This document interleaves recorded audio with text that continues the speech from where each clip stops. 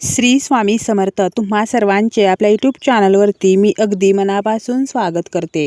तुमच्या मनातील सर्व चांगल्या इच्छा स्वामी महाराज पूर्ण करत हीच स्वामींच्या चरणी प्रार्थना करते आणि आजच्या व्हिडिओला सुरुवात करते।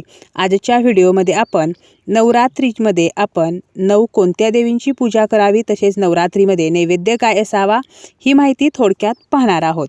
व्हिडिओला सुरुवात करण्या अगोदर जर तुम्ही चॅनलवरती पहिल्यांदाच आला असाल तर चॅनलला सबस्क्राइब करा। व्हिडिओ माहितीपूर्ण वाटल्यास व्हिडिओला सुद्धा लाईक करा। नवरात्रीच्या 9 दिवसात आपण दुर्गा देवीच्या 9 रूपांची पूजा करत असतो। तर ही 9 रूपे कोणती तर दिवस पहिला या दिवशी देवीचं रूप आहे शैलपुत्री। नवरात्रीचा पहिला दिवस म्हणजेच प्रतिपदा हा दिवस शैलपुत्री या पार्वतीच्या अवताराशी निगडित आहे। या रूपात दुर्गा शिवाची पत्नी म्हणून तिची पूजा अर्चा करतात। ही देवी उजव्या हातात त्रिशूळ आणि डाव्या हातात कमळ घेऊन नंदीवर किंवा बैलावर स्वार आहे। शैलपुत्री हा महाकालीचा प्रत्यक्ष अवतार मानला आहे। ही देवी सतीचा म्हणजेच शिवांची पहिली पत्नी म्हणजेच पार्वतीचा पूर्वजन्म, तर अशा या सतीचा शैलपुत्री हा पुनर्जन्म मानला जातो। हिला हेमावती म्हणून सुद्धा ओळखतात। यानंतर दिवस दुसरा या दिवशी देवीचं रूप आहे ब्रह्मचारिणी। नवरात्रीच्या दुसऱ्या दिवशी देवी ब्रह्मचारिणीची पूजा केली जाते। या रूपात पार्वती योगिनी बनली होती। हा तिचा अविवाहित अवतार आहे। ब्रह्मचारिणीची पूजा मुक्ती किंवा मोक्ष तसेच शांती समृद्धीसाठी केली जाते। अनवाणी पायांनी चालणारी आणि हातात जपमाळ आणि कमंडला धारण केलेली ही देवी आनंद आणि चैतन्य देणारी मानली जाते। यानंतर दिवस तिसरा या दिवशी देवीचं रूप आहे चंद्रघंटा। तिसरा दिवस म्हणजेच तृतीया, तर या दिवशी चंद्रघंटा देवीचे स्मरण केले जाते। शिवांशी लग्न केल्यानंतर पार्वतीने तिच्या कपाळाला अर्धचंद्राने सजवले होते म्हणून हे नाव पडले। ती सौंदर्याची मूर्ती आणि शौर्याचे प्रतीक आहे। यानंतर दिवस चौथा आणि देवीचं रूप जे आहे तर ते आहे कुष्मांडा। या दिवशी कुष्मांडा देवीची आराधना केली जाते। विश्वाची सर्जनशील शक्ती मानली जाणारी कुष्मांडा पृथ्वीवरील वनस्पतीच्या संपत्तीशी संबंधित आहे। तिला हात 8 असून वाघावर ती बसलेली आहे। तर अशा या कुष्मांडा देवीचं रूप जे आहे तर या रूपाची पूजा आपण नवरात्रीच्या चौथ्या दिवशी करत असतो। यानंतर नवरात्रीचा दिवस पाचवा या दिवशी देवीचं रूप आहे स्कंद माता। स्कंद म्हणजे कार्तिकेय आणि माता म्हणजे आई। तर हे रूप बदलत्या शक्तीचे प्रतीक आहे। जेव्हा तिचे मूल धोक्यात असते ती एका भयंकर सिंहावर स्वार होते, 4 हात असलेली आणि बाळाला धरून, तर अशी ही स्कंद माता आहे।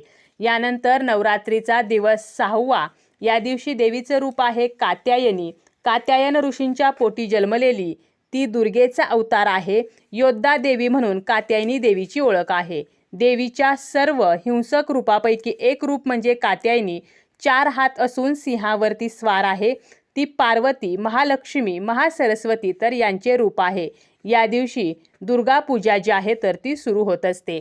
यानंतर नवरात्रीचा 7वा दिवस आणि या दिवशी देवीचं रूप आहे कालरात्री।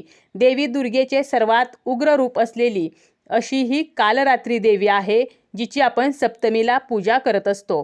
असे मानले जाते की पार्वतीने शुंभ आणि निशुंभ या राक्षसांना मारण्यासाठी तिची फिकट त्वचा काढली होती।